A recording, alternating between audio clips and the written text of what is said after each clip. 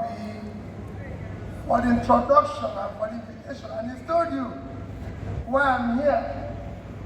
It's just to make sure, you know, there's people you don't want to cross their paths. And I happen to have, imagine me standing between Obi and Bola. You don't know what these two women represent. They're one of the best globally. And they are people who have courage. You know, sitting as the governor, when Obi calls, you just keep imagining what he's going to say. Because there are people who can tell you, you know, when you do the job I did in Nigeria as governor, what happens to you that you won't believe is that you meet 10 people, but 11 will tell you you're doing well. Even when you know you're doing the wrong thing, they will tell you you're doing well. So when you have people like Obi calling you, you know you're not doing well. And of course, Bola, as governor, one day I came back from the UK. I was rushing to catch the Enugu flight for 7 a.m. And I decided to jump the queue. Unfortunately, that day I wasn't lucky. Bola was with me. Bola said, Peter, come and queue up. And that is the type of person that spoke to you today. When I listened to her, I told Obi, you've had a keynote speech. I'm only going to add to what they are doing. For me, let me start by most sincerely thanking those who are behind this university. Honest to you, I never heard of it. You know, I live in the village, like I said, I'm a trader. So, I live in Onitsha. So, we only hear news when we come to township. And when Obi invited me and I said, what's the university about? And I'm surprised when I came in here and see this number of Nigerians graduating. I felt happy.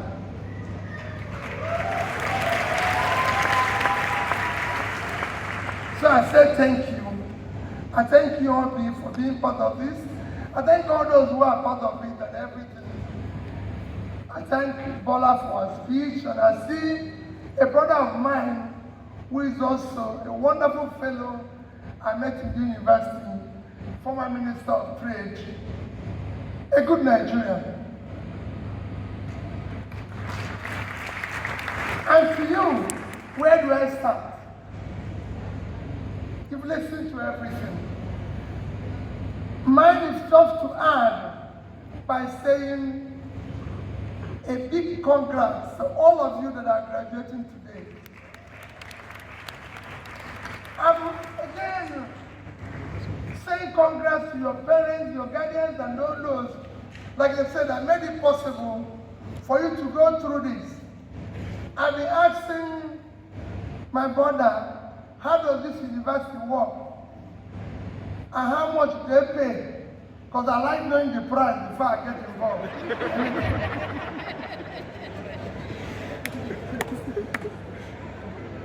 It's very important. And he's been telling me, and I said, you obviously have somebody who helped to market the university. If that is how you pay, and I asked him, can somebody go and pay when you graduate? So, wherever I am, I want to make inquiry. But honestly, listen to Bola and Obi. It's think about leadership and igniting the future. Leadership is something that is not rocket science, but it's difficult. It's difficult because of what Bola and Obi have mentioned here. being able to have that character, strong character, to be able to resist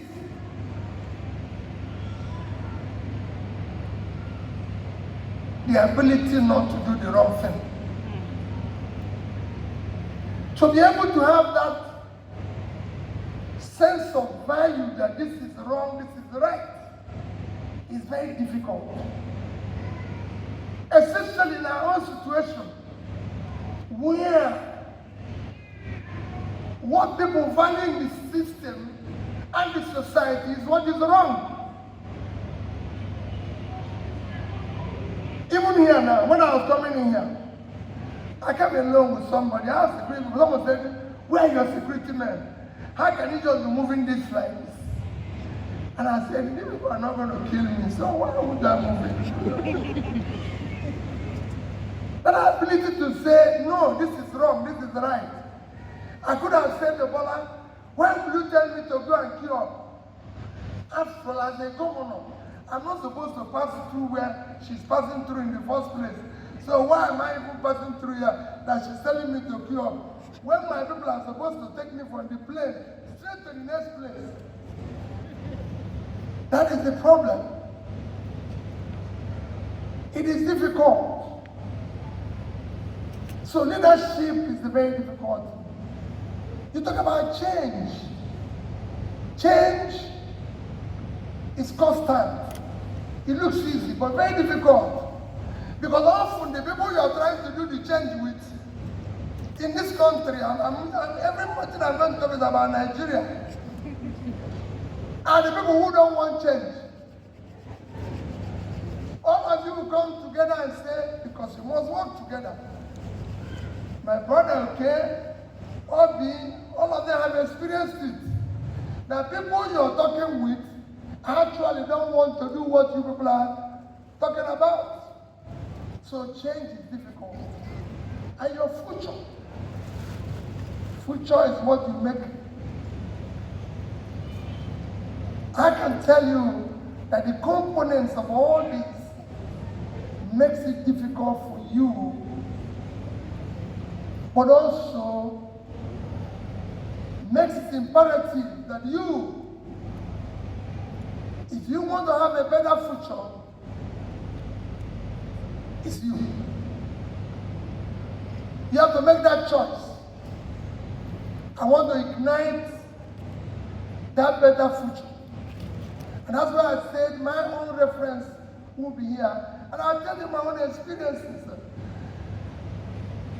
Like what I has told you, I read philosophy in the University of Nigeria, Nsukka. And what I tell people that the only thing I learn from philosophy, which I apply every day, is that unexamined life is not one living.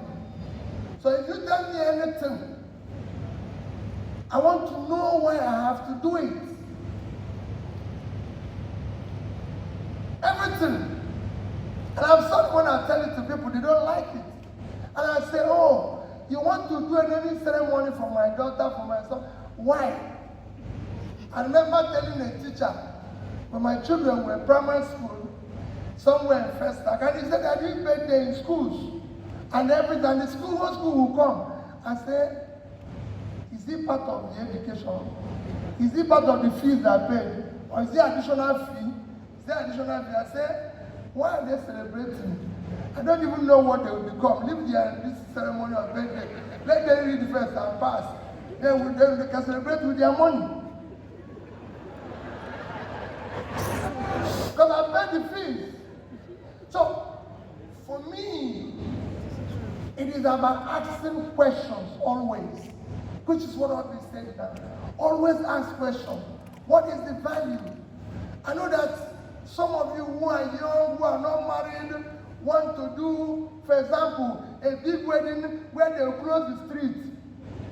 Does it add to the marriage? Does it add anything of what value? You're just bringing people to come and drink. Some will cause you, some will cause you problems, and possibly you are going even where you bought the drinks and everything, and that brings problems in the marriage, because when everybody is gone now, you are left with the bills. And that bill will do what? Bring problem. And all this and all that. So, for me, that's what it does. Question everything.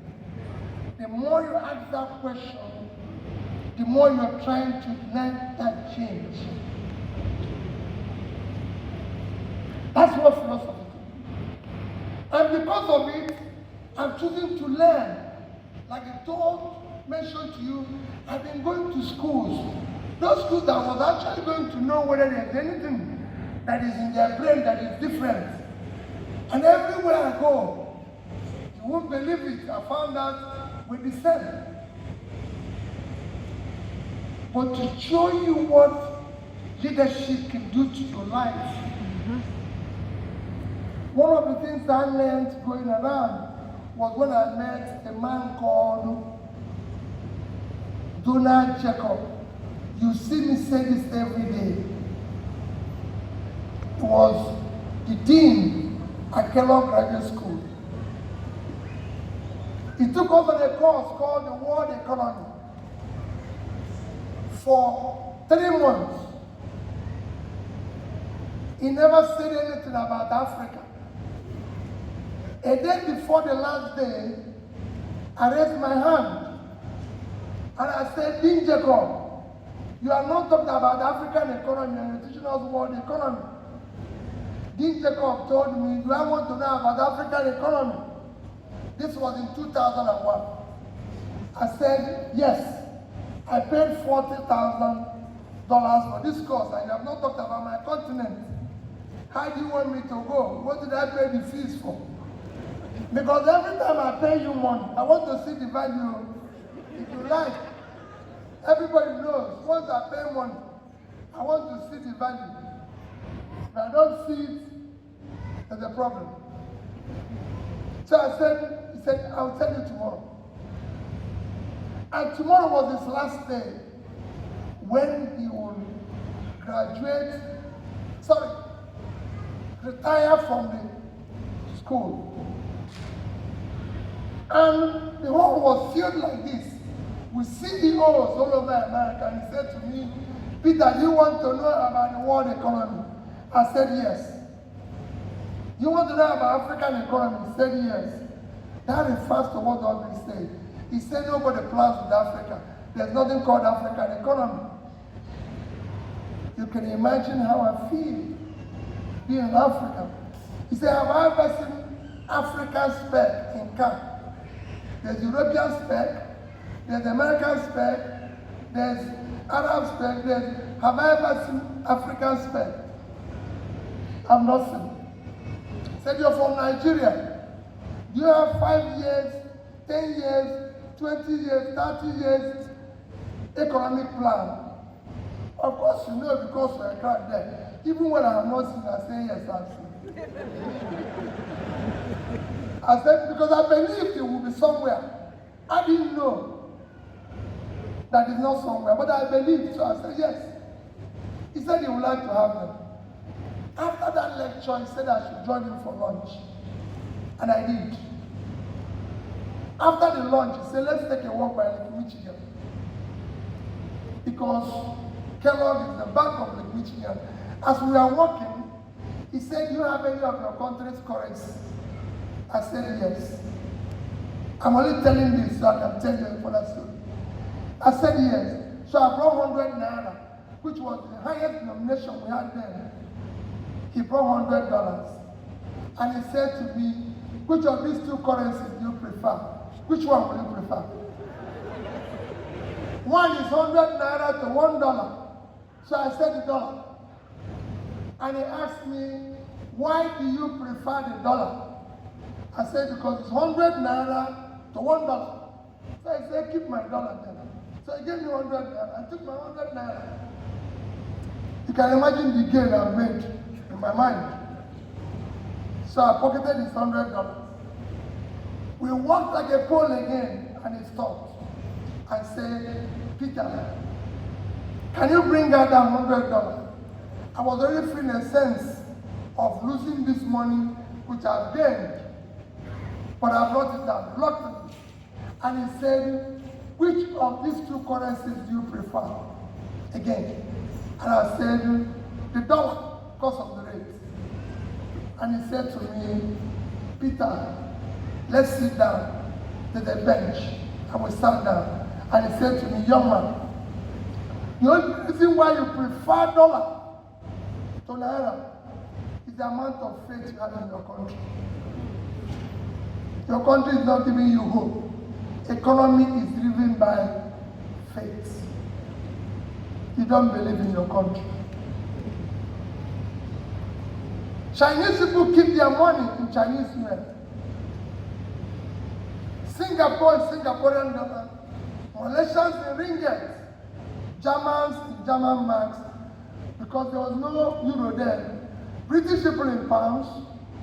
Italians in real. Not the rate. Because they believe in their country. Because it gives them hope. In your country, you don't believe in it. So you prefer another person's currency.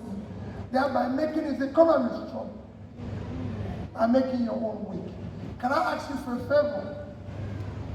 And I said, what is the favor? Prof. He said, go back to your country and participate in building public wealth. He said, what does that mean? Go and serve in the public streets. Public wealth enriches everybody, individual wealth impoverishes everybody. That's what I've been saying. You don't want to be the richest person in a poor place.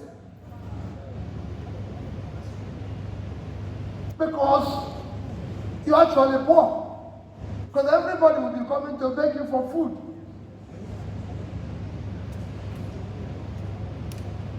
And that changed everything about me. And today I'm involved in public life. Why did I tell this story?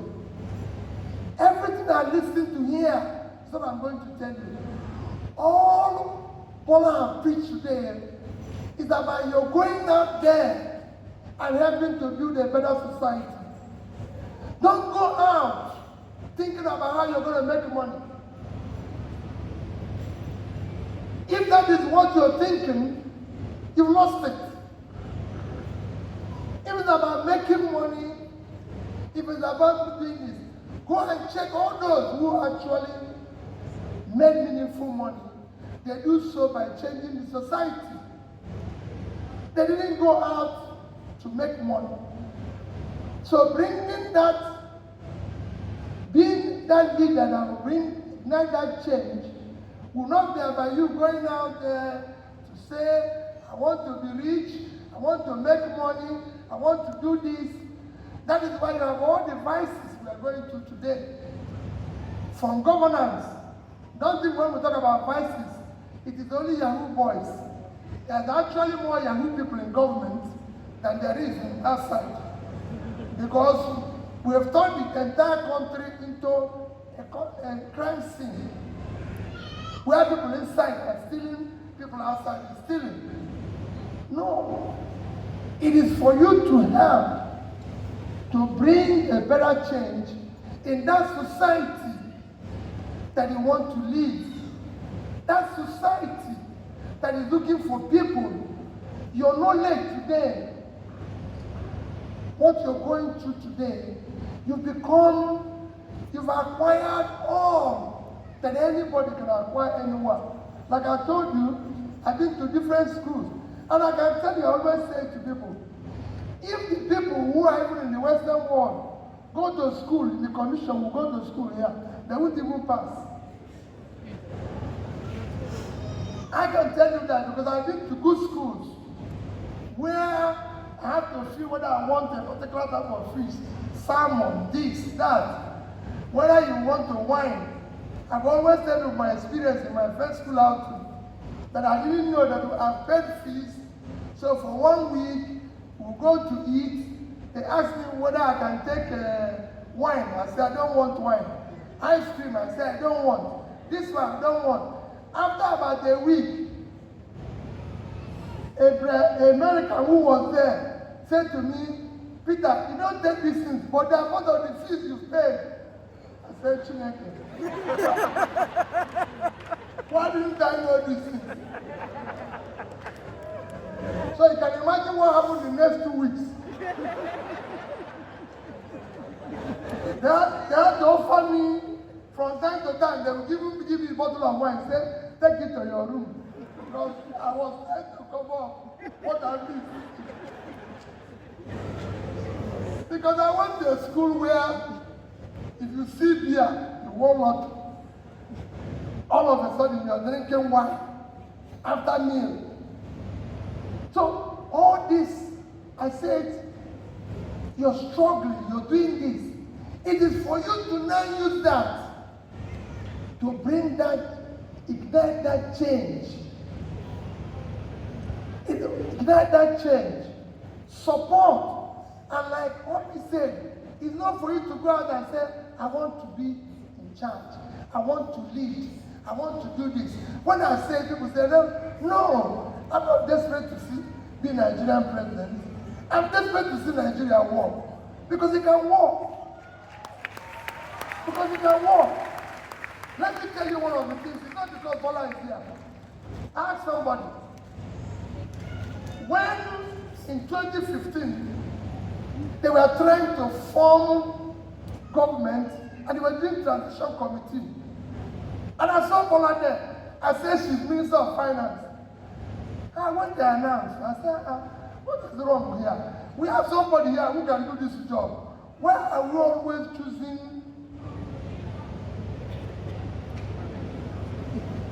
And like I always say, it is not rocket science.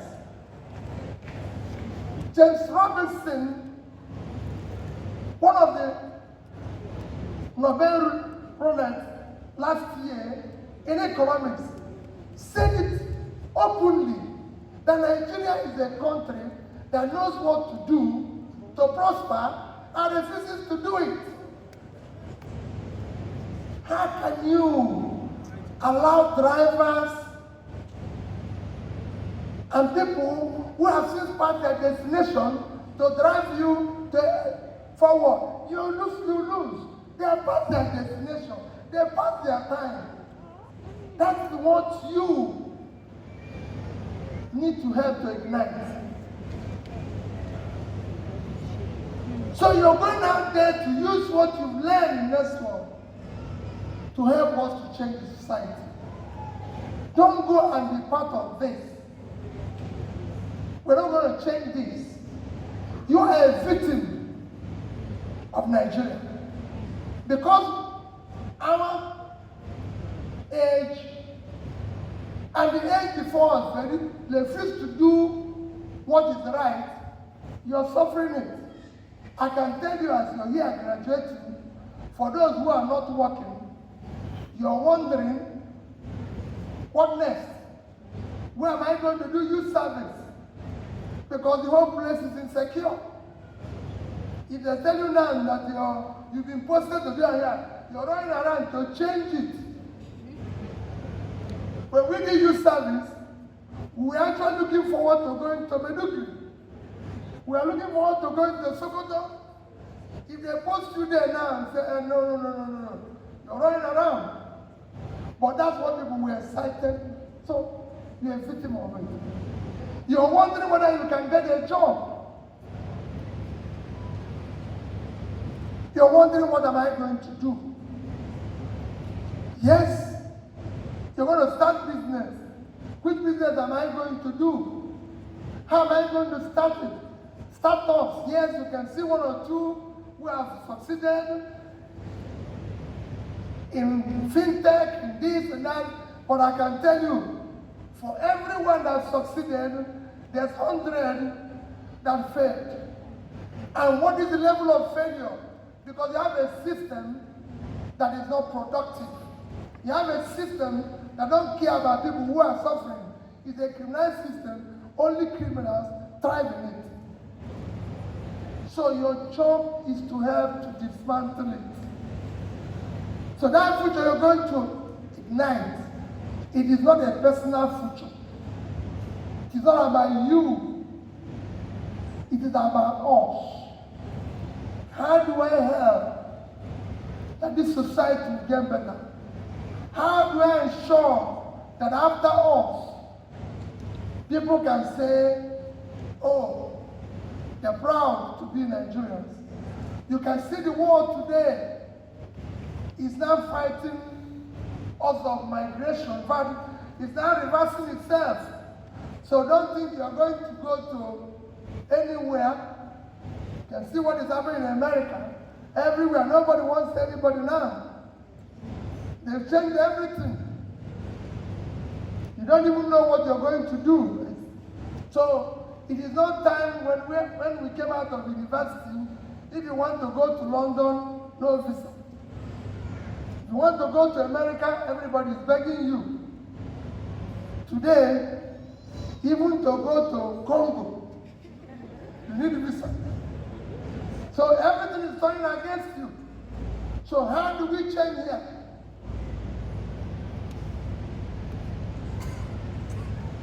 I've had somebody who tell me an African country, and I'm sure we better refuse to give him visa.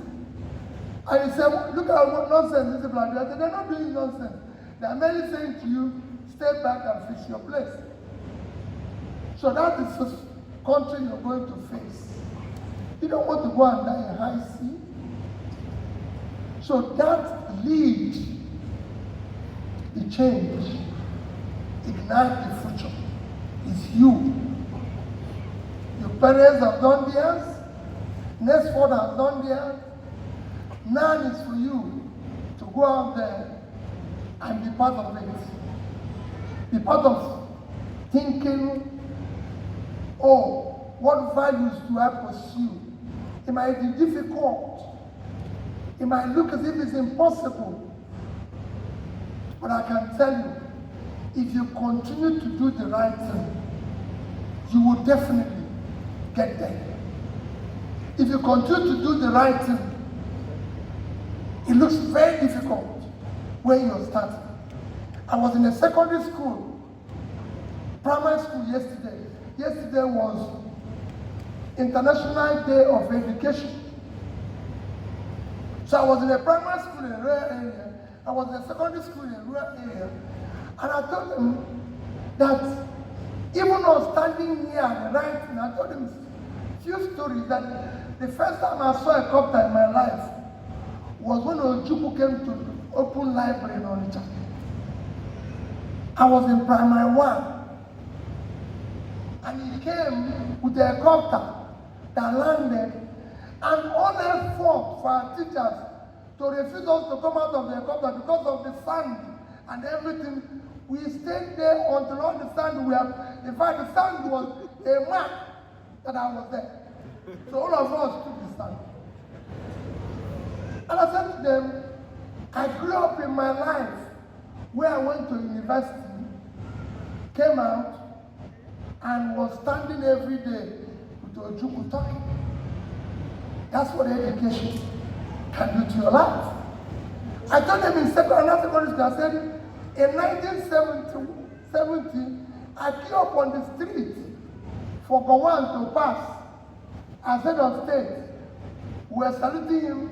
We salute you, General Gowon, head of state. And I said to him, I said, I grew up to meet Gowon, and we see, and I told you as a governor, Gowon wants to see you.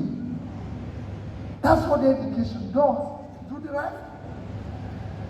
I was in secondary school when Africa came to my secondary school as East Central State Administrator in CKC. Today, I live in number 22A, Niger Drive in Onitsha. The next house is 22, about the Africa's house. In fact, the local government chairman wrote to me and said he wants to change the street to the P2B Street. And I said, no, you can't do it. This man who is here, whose family even sold the land to me, was the administrator of the whole of East Central State when I was in CKC class 1. Guess what the local government chairman? He said, I doesn't know him. If I don't want it, that's okay. If you don't want to put his name there, don't change it. Because it's wrong. And I can go on and tell you. So you must be part of that change. We're talking today. You're on this side. I can assure you, one day some of you will be feeling paper to come and see you. Because I know you take the right decision. And it is our wish. Because they are the governors, they are the presidents of the new Nigeria. Not this one. We run away this one. This one is what I describe as where lunatics are taking over the asylum. You now take it to take lunatics away and take back your country. And run it as a country where we will be glad to see you prosper, a society that where people's hard work, talent will match up their opportunity, where the best can be involved in governance, not the worst. What we have now is that people who are not incapable of going to school have become teachers. It's a disaster. So that's what is required you. Go out there. Be that change you desire, because that's what you desire. You want a better society. Don't go to America. Don't let nobody tell you about UK. This country is richer than all those states. Those countries. Quote me anywhere. This country is better, richer. We have good weather. Weather is not our problem. Have you ever seen bad weather here? No. We're not experiencing anything. We have good food. I can tell you, our food is richer than what they cook all over the world. I used to tell people that when I was growing up, I was wondering where I'm going to eat this, eat this, eat this. Now, it's worse. Doctors, the only thing doctors have reduced me now is eating grass, which is available there. And I tell you, don't eat, touch this or don't eat it. These are things that will tell me that if I make money, and when I have money now, they say, don't eat it. And you're wondering what is happening again. And the thing that I'm asking you to eat is available there.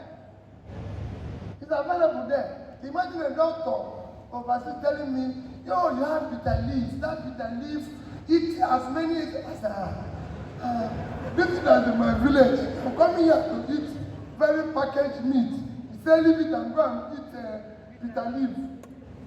Okay, I go back. So we're not reduced to all the grasses. And that's what is available here. It's not available there.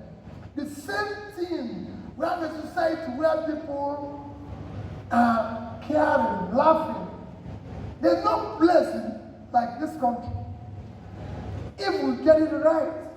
So why don't we have Obi? Why don't we have Bola? Why don't we have all these people who there's nothing.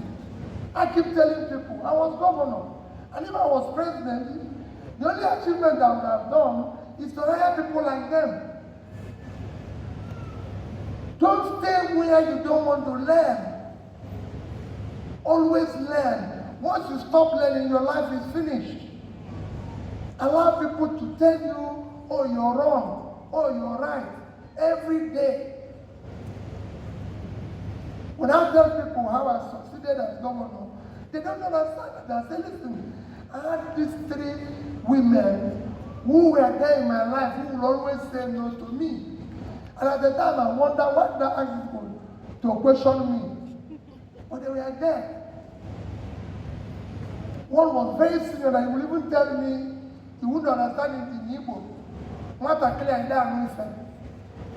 And I'm wondering, I'm the governor, this woman is telling me like this. But it worked. So always learn, always listen. As I conclude, because like I said, I'm going to tell you as a trader, I didn't have anything special. But to urge you to understand that the society needs you. The knowledge you've acquired is not for you. It is for the society. People are thinking that the knowledge here is for me to go out and say, I have a degree. That's nonsense. I have a PhD. That's nonsense. If you do not use it to serve humanity and impact on the society, you are not worth having it. You shouldn't even have it at all. And it's not for you to go and use it to discriminate.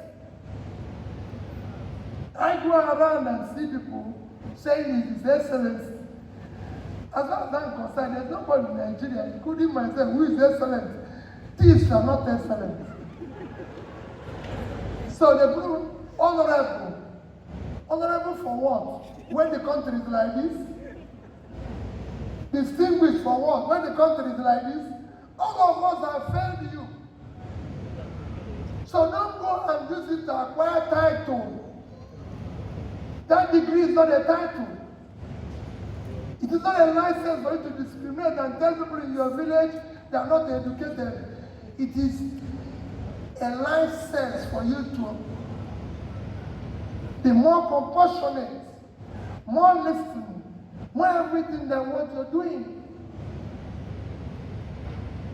It is a license for you to care, go to places.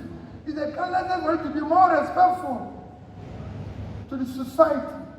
That's what you have acquired. And with that, I'm sure you will contribute and not allow Nigeria, Africa, to continue what they have told you that everything you do and you do not experiment it in Nigeria and it works, it's not going to work. What that means that if Nigeria works, Africa will work. And if you believe in that, you, not us, because we are existing, will be that change agent. Because that society you abandon, that society you refuse to change, will take its revenge on you and your children. So today, I'll say to you, on your marks,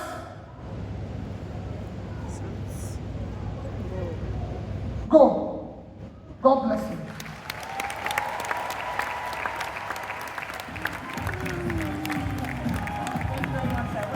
Wait behind that. Thank you so much. Thank you very much. Please, a round of applause for His Excellency, Mr. Peter Obi. Thank you very much, sir. Now, before you go, sir, we'll ask for a quick photograph and we'd like to invite Mr. Fadl, Dr. Obi, and Dr. Jennifer Scott to please